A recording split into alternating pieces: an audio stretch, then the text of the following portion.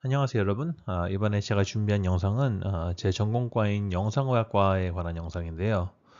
혹시 본인이나 가족 또는 뭐 친구분들 중에 영상의학과 의사가 되는데 관심이 있으시다거나 아니면 그냥 미국의 영상의학과 의사는 어떤 직장인지 궁금하신 분들을 위해서 너무 구체적이진 않지만 그래도 도움이 될 수 있는 것 같다 하는 정보들을 모아서 한번 정리해 봤습니다. 우선 간략하게 저희 훈련 과정을 설명드릴 건데요. 여기서 염두해 주셔야 할 점은 이 과정은 판독으로서의 훈련 과정입니다. 그러니까 레디올로지라는 과 내에 엑스레이를 이용해서 시술에 집중해서 하는 인터벤셔널 레디올로지스트라고 하는 직종도 존재하는데요. 제가 레지던트였을 때만 해도 그분들도 저희 판독일과 똑같이 레디올로지 레지던시에서 훈련을 하고 펠로우십만 이제 인터벤셔널 쪽으로 시술 집중으로 1년, 2년 했었는데 이제는 시술 쪽은 그 레지던시가 아예 따로 나눠져서 생겨서 제가 설명하는 과정은 판도기에 관한 내용입니다. 그래서 저희는 대학 학부 4년 후 이제 의대 4년을 졸업하고 인턴을 1년 하는데요. 여기서 인턴 1년 동안은 영상학과 관련 훈련이 아니고 보통 내과나 뭐 외과에 집중한 인턴 기간 1년을 마치게 됩니다. 그리고 이제 영상의학과 레지던시에서 4년간 훈련을 하게 됩니다. 그러니까 예전에는 레지던시만 졸업하고도 취직을 하는 게 흔했는데 요즘은 대부분 펠로십 훈련을 뭐 1년에서 2년 더 하는 추세로 가고 있고요. 펠로십을 물론 안 하고도 지금도 취직이 가능은 한데 그게 좀 많이 드문 케이스들입니다. 레지던시에서 기본적인 영상의학과 판독으로서 배워야 할 것들은 다 배우긴 해요. 그러니까 엑스레이, 뭐 초음파, CT, MRI 그리고 누클리어 메디슨이라고 패스캔 같은 그런 것들도 이제 다 배우고 여러 가지 시술들도 스스로 경험하기도 하고 참관하는 것도 있고 그런 식으로 모든 경험은 쌓습니다. 기초적으로. 그런데 이제 펠로십에서는 이렇게 배워둔 그 기초들 중에서 본인이 관심 있는 분야에 대해서 더 세분하게 경험을 쌓아요. 그래서 예를 들어서 펠로십 종류 중에는 뭐 저희과 내에서는 신경, 몸통, 관절, 뭐 소아과, 메모 등 여러 분야가 있는데요. 만약에 관절을 택한다고 가정을 했을 때, 물론 레지던트일 때도 관절 MRI나 CT를 읽은 경험은 있었을 거예요. 근데 이제 아마 그 4년이라는 레지던시 기간 중에서 한 두세 달 정도만 이제 관절에 집중을 했을 건데, 왜냐면 이제 레지던트일 때는 신경, 몸통 말고 이제 다른 분야도 다 다양하게 이제 기초적으로 배워야 돼서 시간이 많지 않거든요. 그리고 이제 관절 펠로십을 가면 그 1년 동안은 이제 관절에 관한 케이스만 1년간 판독하고 배우며 경험을 쌓습니다. 그래서 예를 들어 진짜 관절 펠로십을 갔다면은 그 1년 동안은 신경이나 몸통 사진들은 전혀 판독을 안 하고 오로지 관절에 관한 경험만 쌓게 되는 거죠. 저희가 하는 일에 대해서 좀 말씀을 드리자면은 저희가 하는 일은 물론 거의 대부분이 판독입니다. 그런데 직장 환경에 따라서 간단한 시술들을 하는 경우가 굉장히 흔해요. 여기서 제가 말하는 그런 간단한 시술이라는 거는 이제 플로라스코피라고 쉽게 말하자면은 뭐 실시간 엑스레이를 이용한 시술들인데요. 예를 들면 이제 베리엄 같은 걸 환자분이 마시시는 동안에 식도나 위, 소장 같은 거를 이제 엑스레이로 실시간 보고 찍는 뭐 그런 시술도 있고요. 또는 뭐 관절에 뭐 어깨나 뭐 골반 이런데 조영제나 아니면 스테로이드 주사 같은 거를 놓아드리는 거라든지 또는 뭐 엑스레이를 통해서 보면서 척수 샘플을 뭐 추출하는 거라든지 이런 시술들이 있어요. 어, 혹시 만약에 궁금하신 분이 있을 수도 있는데 저희는 보통 이제 시술을 할 때만 미국에서는 저희가 직접 엑스레이를 쓰고 사진을 찍고요. 보통 이제 환자분들이 엑스레이나 뭐 CT나 MRI를 찍으러 가실 때는 그 찍어주시는 분들은 저희가 아니라 보통 테크놀로지스트 분들이세요. 그래서 한국에서는 제가 알기로는 뭐 초음파 같은 경우는 그 영상과학과 의사분이 직접 찍으시는 것 같던데 미국에서는 초음파도 대부분 그 소노그래프라고 이제 테크놀로지 같은 분들이 찍으시고 그런 사진을 찍는 데는 방사선과 그 의사분이 대부분 관여를 하진 않습니다. 그래서 이제 미국 영상의학과 의사의 하루 일과를 예를 들어 말씀드려 보자면 우선 저희는 보통 아침 8시부터 이제 저녁 5시 정도, 이 정도가 이제 근무 시간입니다. 그 시간에 대부분은 이제 그냥 모니터 보면서 앉아서 판독을 하는 데 쓰여요.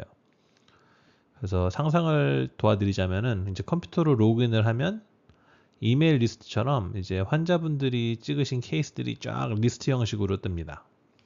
그래서 뭐 환자분 성함, 찍으신 날짜, 뭐 찍으신 영상 종류, 그게 뭐 몸통의 어떤 부위고 이게 CT였는지 MRI였는지 이런 식으로 리스트가 쭉 뜹니다.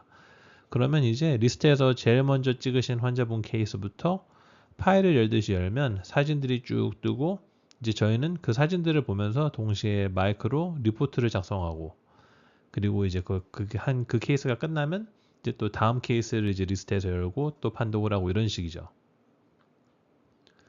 보통 그 펠로십에 따라서 본인 전공 분야 쪽으로 영상을 많이 배정해 주기는 합니다. 근데 그 비중은 이제 직장마다 또 그리고 본인이 원하는 바에 따라서 그 비중은 다를 수 있어요. 그리고 판독 중간중간마다 시술이 스케줄에 잡히는 경우가 많아요. 그래서 판독 중간중간 뭐 시술도 몇 개 하게 되고요. 그리고 이제 한 오후 5시쯤에 퇴근을 하는데 저희는 시프트제라 가지고 퇴근 후에 이제 삐삐가 오는 경우는 아주 드물고요. 당직도 말하자면은 당직은 보통 아침 8시부터 오후 5시 이 타이밍은 아니긴 한데 그래도 시프트제이긴 합니다. 그래서 그리고 당직도 보통 시프트 자체가 9시간에서 10시간 이상을 주지는 않아요. 그리고 당직 때는 보통 시술보다는 거의 판독에 거의 전념하는 추세입니다. 제가 생각하는 영상학과의 장점을 좀 말씀드리자면은 제 생각에 요즘 저희들이 제일 즐기고 좋아하는 점은 재택근무가 많을 수 있다는 점이에요. 요즘은 저희과 내에서는 100% 재택근무를 하는 직장도 찾는 게 어렵지 않습니다. 그리고 아까 말씀드렸듯이 저희는 시프트제라서 어느 정도 스케줄이 규칙적이에요. 그래서 예를 들어서 뭐 근무를 한 날도 이제 저녁에 뭐 삐삐올 걱정 그런 걱정 안 하고 저녁 7시에 가족들이나 뭐 친구분들과 저녁 약속을 잡아도 되고요. 그래서 이런 점에서 워라밸을 조절하기가 가능한 과인 것 같습니다. 그래서 본인이 너무 일에 치인 것 같다고 느끼시면은 쉬는 시간이 조금 더 많은 직장을 찾을 수도 있고 반대로 본인이 시간이 많이 남거나 뭐 아니면은 집에 좀 돈이 더 필요하다 이러면은 근무 시간을 더 늘릴 옵션도 있고요.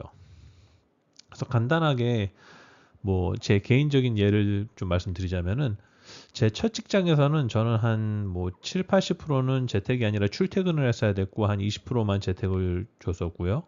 그리고 한 매주 4일에서 5일 근무였고 주말에 당직을 서는 건 보통 한 5주에서 6주마다 한 주말 정도 일을 했던 것 같아요.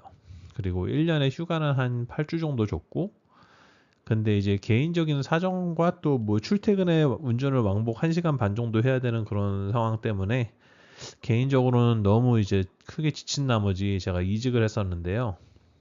그래서 지금 당장은 저는 뭐 100% 재택근무를 하고 있고 지금 당장의 스케줄은 그러니까 7일을 일하고 그다음 14일, 그러니까 일주를 일하고 2주를 쉬고 이거를 반복해서 일하고 있습니다. 그래서 이제는 몸이 좀 회복을 해서 이제 그 쉬는 2주일 동안 조금 더 일을 늘릴 수 있는 그런 파트타임 일들도 지금 뭐 늘려볼 예정인데요. 이런 식으로 본인의 스케줄이나 워라밸을 조절하기가 좀 완만한 과인 것 같아요. 그리고 요즘은 뭐 당직을 안 띄워도 되는 그런 직장 공고도 종종 보이더라고요. 그래서 그런 여러 가지 면에서 워라밸을 조절하는 데 되게 용이한 과인 것 같고요. 저희 과의 또 다른 장점이라면은 다른 과 의사분들에 비해서 일하는 그 시간, 일 자체는 굉장히 효율적이라는 점이에요.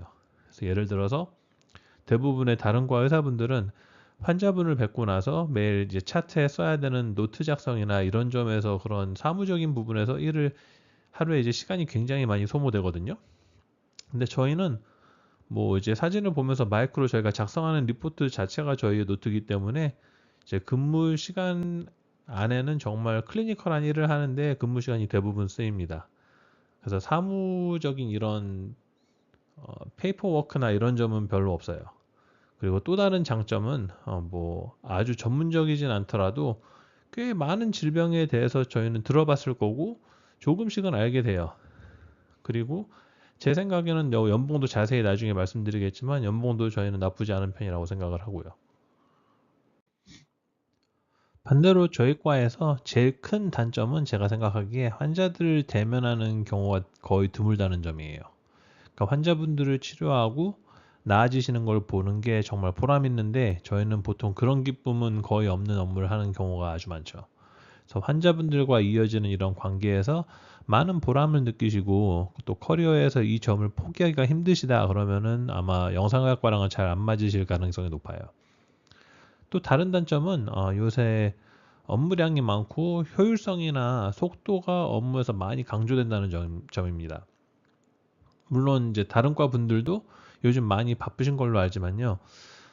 뭐 다른 과 분들이 예를 들어서 뭐 하루에 환자 20분에서 30분 정도를 봐야 된다는 압박이 이렇게 있을 수 있듯이 저희도 어떤 직장들은 하루에 뭐 CT나 MRI를 몇십 개 이상은 판독을 해야 된다 이런 기준이 있는 곳들도 있어서 그런 케이스들은 이제 근무 시간 동안에 굉장히 바쁘게 일을 한다고 느껴지기는 해요.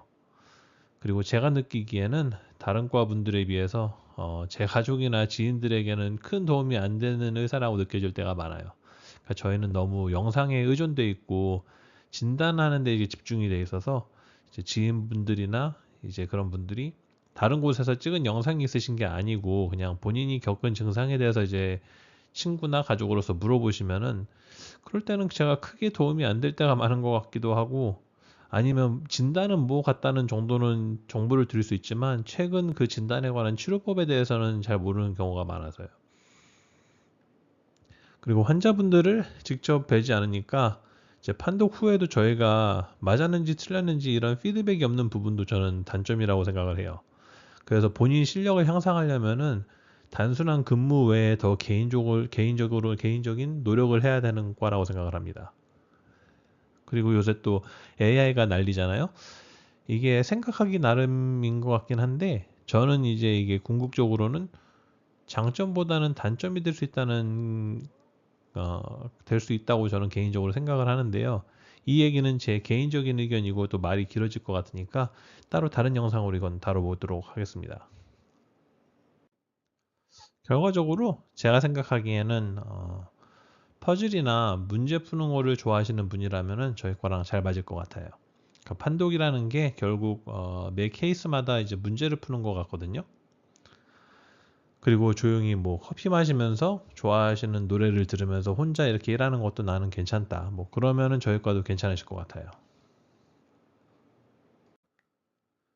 이제 미국의 영상의학과 의사의 연봉에 대해 조금 말씀드려보자면 이건 직장 환경마다 조금 다르긴 합니다.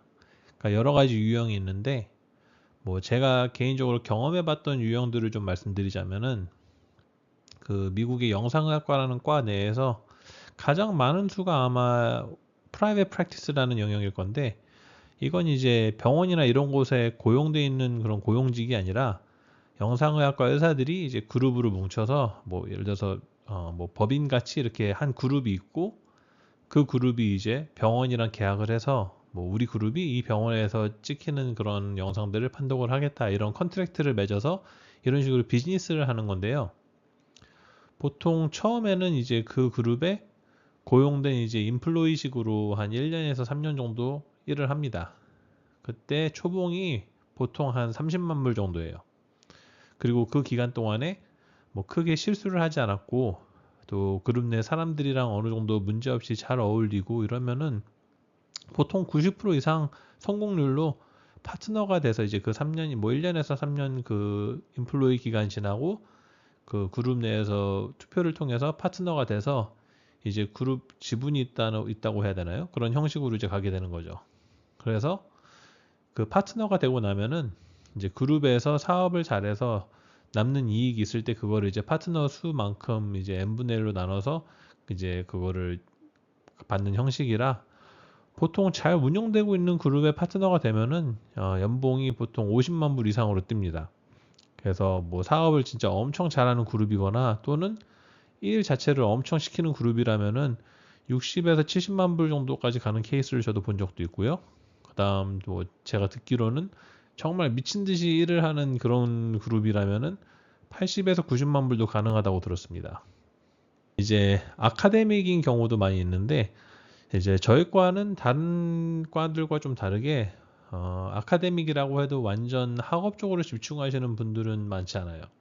그래서 꽤 많은 이제 교수직이라고 하는 그런 교수직에 있는 분들도 근무의 대부분은 이제 판독을 하시는 거고 그 와중에 이제 학생이나 레지던트를 가르치시는 일이 겸행돼 있는 분들이지 정말 학업적으로 연구를 하거나 막 그런데 근무 시간을 많이 쓰시는 분들은 별로 없습니다.